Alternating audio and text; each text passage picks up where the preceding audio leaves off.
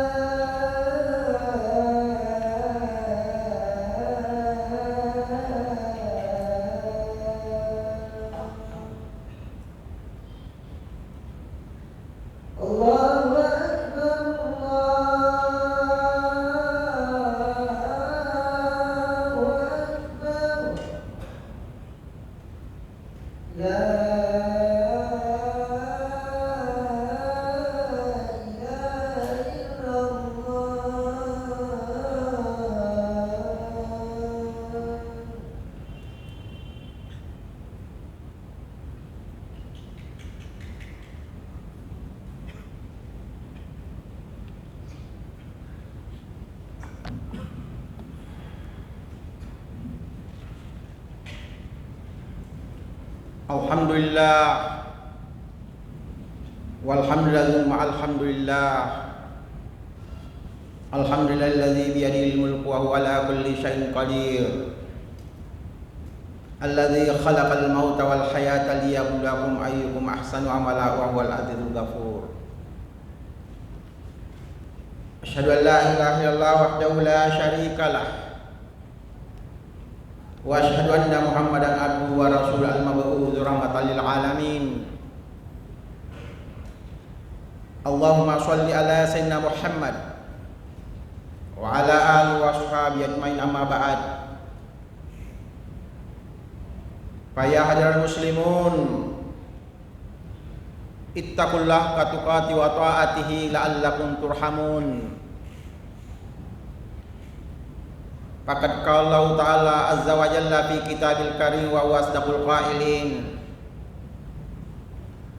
A'udzu billahi minasy syaithanir rajim. Bismillahirrahmanirrahim. Inna aradnal amanata las samawati wal ardi wal jibali fabaina ayyahmilnaha wa asfaqna minha wa mal insanu innahu kana zaluman jahula ila akhiril ayat. Sadaqallahul azim. Hadirin sidang jamaah Jumat yang dirahmati Allah Subhanahu wa taala. Alhamdulillah kita telah memenuhi panggilan Allah Subhanahu wa taala. Allah memanggil kita dalam 3 keadaan. Yang pertama adalah panggilan salat melalui azan. Alhamdulillah kita yang hadir insyaallah menaikkan panggilan salat itu. Yang kedua adalah panggilan haji. Alhamdulillah saudara-saudara kita sudah ada yang melaksanakan ibadah haji, dan hari ini sementara ini berproses pemberangkatan untuk melaksanakan ibadah haji. Dan ada juga yang masih menunggu antrian untuk melaksanakan ibadah haji. Dan yang ketiga adalah panggilan kematian. Suka atau tidak suka, senang atau tidak senang, kita harus memenuhi panggilan kematian dari Allah Subhanahu wa taala. Hadirin sidang jamaah Jumat yang dirahmati Allah Subhanahu wa taala. Pada kesempatan yang mubarak ini saya akan membahas panggilan yang kedua, yaitu panggilan ibadah salat.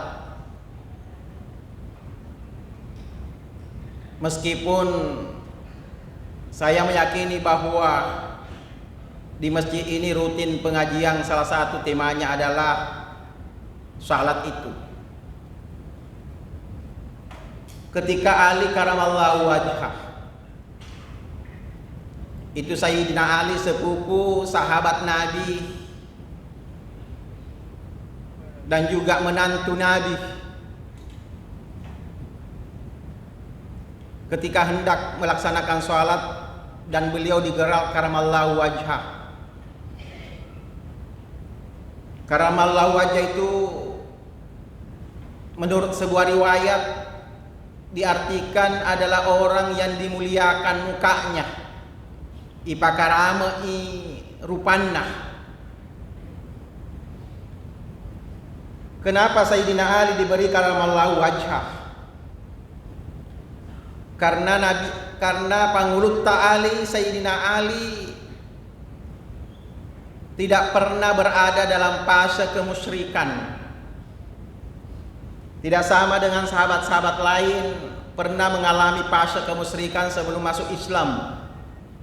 Abu Bakar pernah fase kemusyrikan, Utsman, Umar ibnu Khattab.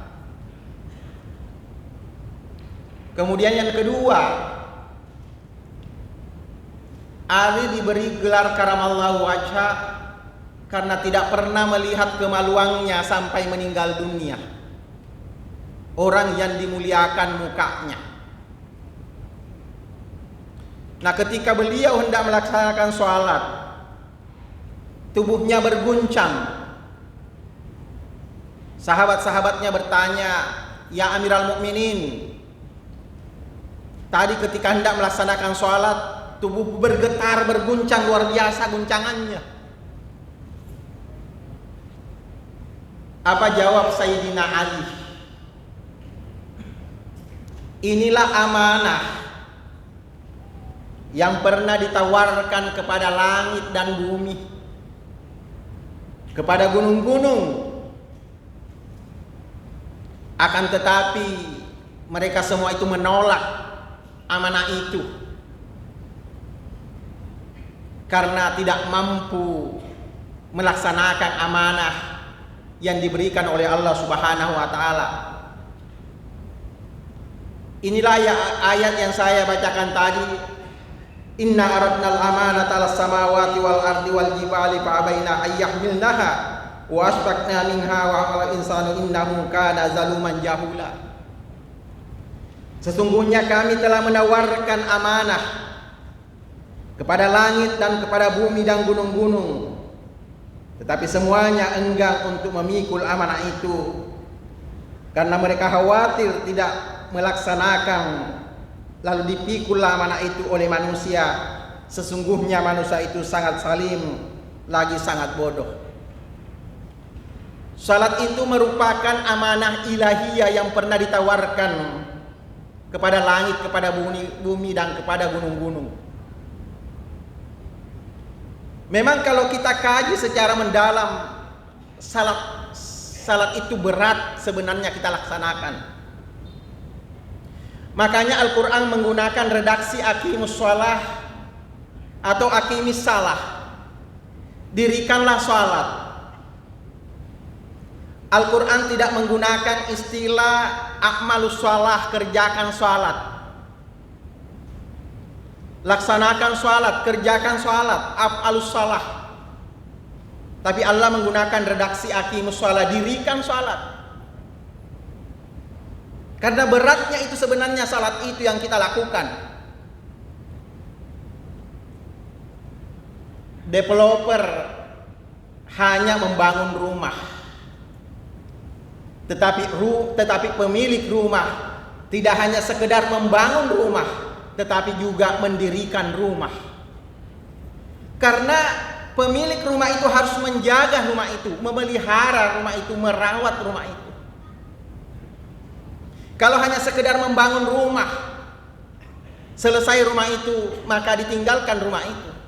Tetapi kita sebagai pemiliknya tentu harus merawat rumah itu, memelihara rumah itu, memperbaiki rumah itu. Maka itulah yang disebut dengan mendirikan rumah. Begitu juga dengan salat. Salat itu harus kita rawat dengan baik, kita harus pelihara dengan baik. Secara fikih,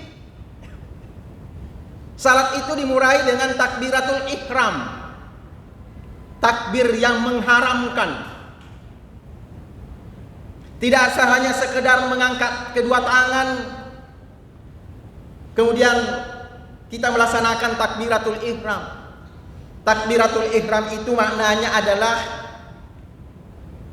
kita haram mengingat sesuatu. Saya sebagai dosen haram mengingat mahasiswa saya, haram mengingat tugas-tugas saya sebagai dosen. Ketika sudah tangan diangkatkan takbir pada saat takbiratul ihram, karena maknanya takbiratul ihram itu adalah takbir yang mengharamkan. Haram mengingat sesuatu selain fokus kepada Allah Subhanahu wa taala. Setelah kita takbiratul ihram, ada sebuah pernyataan. Sama halnya misalnya ketika ada adik saya polisi di depan ini menangkap penjahat, menyuruh angkat tangan. Apa maknanya? Jangan macam-macam, serahkan diri. Ketika polisi menyuruh angkat tangan penjahat misalnya, artinya apa? Serahkan dirimu, jangan macam-macam. Sama halnya ketika kita sudah takbiratul ihram, serahkan segala sesuatunya. Kenapa? Karena ada komitmen yang harus kita pertegas. Inna sholati wa nusuki wa mahyaya wa mamati lillahi rabbil alamin. Sesungguhnya salatku, ibadahku, hidup dan matiku hanyalah semata-mata karena Allah Subhanahu wa taala, bukan karena yang lain. Kemudian salat itu diakhiri dengan salam. Salam itu memberikan makna bahwa hendaklah kamu membahagiakan orang yang ada di kanan kirimu.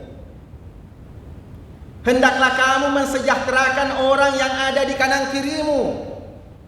Hendaklah kamu memberikan keselamatan kepada orang yang ada di kanan kirimu. Jadi salat itu bukan hanya sekedar datang di masjid kemudian melaksanakan itu setelah selesai salat kemudian selesai tugas dia. Tidak, kita harus pelihara itu. Bagaimana sesudah kita salat memberikan keselamatan kepada orang yang ada di kanan kiri kita, tetangga kanan kiri kita. Bagaimana setelah selesai salat kita memberikan kebahagiaan kepada orang yang ada di kanan kiri kita, memberikan keselamatan kepada orang yang ada di kanan kiri kita. Jangan sampai misalnya kita telah melaksanakan sholat Jumat. Tetapi setelah seluar sana kita ke kantor misalnya, ya tentu kita melakukan perbuatan-perbuatan yang dilarang oleh Allah Subhanahu wa taala. Lalu apa makna salat yang kita laksanakan? Padahal itu hanya sekedar salat, tidak memberikan positif impact kepada orang yang ada di kanan kiri kita. Makanya Al-Quran menggunakan redaksi aqimus shalah, dirikanlah salat. Karena yang gampang itu dilaksanakan adalah mengerjakan salat, tetapi yang susah itu adalah mendirikan salat. Kenapa? Inna sholata tanha anil fahsya'i wal munkar. Sesungguhnya salat itu adalah mencegah perbuatan keji dan mungkar. Hadirin sidang jamaah Jumat yang dirahmati Allah Subhanahu wa taala.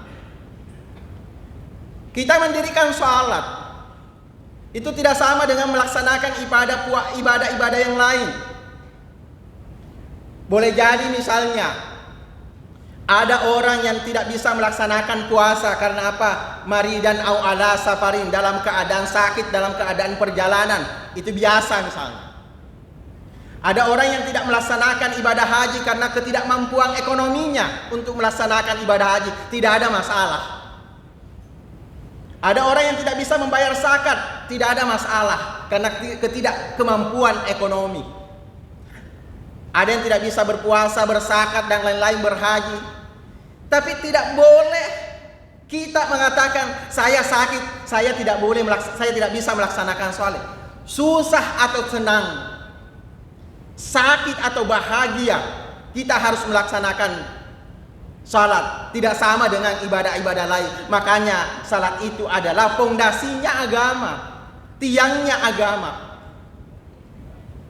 Hadirin sidang jamaah Jumat yang dirahmati Allah Subhanahu wa taala. Oleh karena itu salat Jumat yang kita laksanakan ini hanya diperuntukkan, hanya dipanggil untuk kaum yang beriman. Ya ayyuhalladzina amanu idza nudiya lis-sholati min yaumil jum'ah. Hai orang-orang yang beriman, untuk melaksanakan ibadah Jumat. Kenapa? Karena ada pesan yang ingin disampaikan dari Allah kepada kita semua. Dalam kaidah fikih ada yang disebut dengan al-mafhum mukhalafah. Memahami terbalik suatu teks. Orang yang tidak beriman tidak dipanggil oleh Allah untuk melaksanakan ibadah Jumat. Oleh karena itu bersyukurlah kita yang hadir di tempat ini, di tempat yang mubarakah ini, termasuk orang-orang yang dipanggil oleh Allah untuk melaksanakan ibadah Jumat. Karena tidak semua manusia dipanggil untuk melaksanakan ibadah salat Jumat. Tidak semua umat Islam dipanggil untuk melaksanakan ibadah Jumat. Yang hanya dipanggil oleh Allah untuk melaksanakan ibadah Jumat itu hanyalah orang-orang yang beriman, seperti yang dalam surah Al-Jumu'ah itu. Hadirin sidang jamaah Jumat yang berahmat. Oleh karena itu keimanan itu merupakan penanda bahwa kita pembeda dengan orang-orang. Yang membedakan kita dengan Fir'aun misalnya adalah keimanan. Fir'aun itu luar biasa hebatnya. Dia punya kuasa, tetapi dia tidak memiliki keimanan. Tetapi alhamdulillah kehadiran kita di sini sebagai penanda bahwa kita termasuk orang-orang yang beriman. Barakallahu li wa lakum fil Qur'anil azim wa nafa'ani wa iyyakum bima fihi minal ayati wa dzikril hakim wa taqabbal minni wa minkum tilawatahu innahu huwas samiul basir.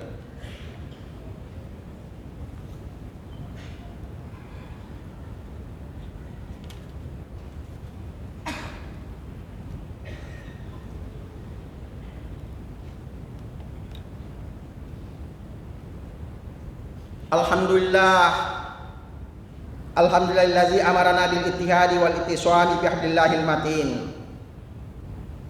Asyhadu an la ilaha illallah wa la syarika la iyyahu na'budu wa iyyahu nasta'in. Wa asyhadu anna sayyidina Muhammadan abduhu wa rasul al-mab'uts rahmatan lil alamin. Allahumma shalli wa sallim wa barik ala sayyidina Muhammadin wa ala alihi washabihi ajmain amma ba'd. Fa ya ibadallah ittaqullaha mastata'tum wasari'u ila maghfirati rabbil alamin. Wa'lamu anna Allah subhanahu wa ta'ala amarakum bi amrin bada'a fihi bi nafsihi wa dhanna bi malaikatil musabbihati bi kursihi. Faqala ta'ala fi kitabil azim. Innallaha wa malaikatahu yusholluna 'alan nabi Ya ayyuhalladzina amanu shallu alaihi wa sallimu taslima. Allahumma shalli wa sallim wa barik ala sayyidina Muhammadin sayyidil mursalin wa ala alihi washabihi wa qarabati wa azwaji wa zurriyyati ajmain. Warda Allahumma ala arbatil khulafair rasyidin Sayyidina Abi Bakrin wa Umar wa Utsman wa Ali wa ala baqiyatis sahabati wat tabi'in wa tabi'it tabi'in wa man tabi'ahum bi ihsan ila yaumiddin. Wa alaina ma'hum bi rahmatika ya arhamar rahimin. Amin amin amin. Allahumma asli jami'a ulatil muslimin wa ansuril islam wal muslimin wa ahlil kafata wal musyrikin wa alil kalimataka ila yaumiddin. Allahumma ghfiril muslimina wal muslimat wal mu'minina wal mu'minat al ahya'i minhum wal amwat innaka sami'un qaribun mujibud da'waya qadil hajat. Rabbana aftah bainana wa baina qaumina bil haqqi wa anta khairul fatihin. Rabbana atina fid dunya hasanah wa fil akhirati hasanah wa qina adzaban nar. Ibadallah, innallaha ya'muru bil adli wal ihsani wa ita'i dzil qurba wa yanha 'anil fahsya'i wal munkar wal baghi ya'idukum la'allakum tadhakkarun. Fazkurullahal azim yazkurkum wa yastajib lakum wa la Allahu akbar. Aqimus shalah.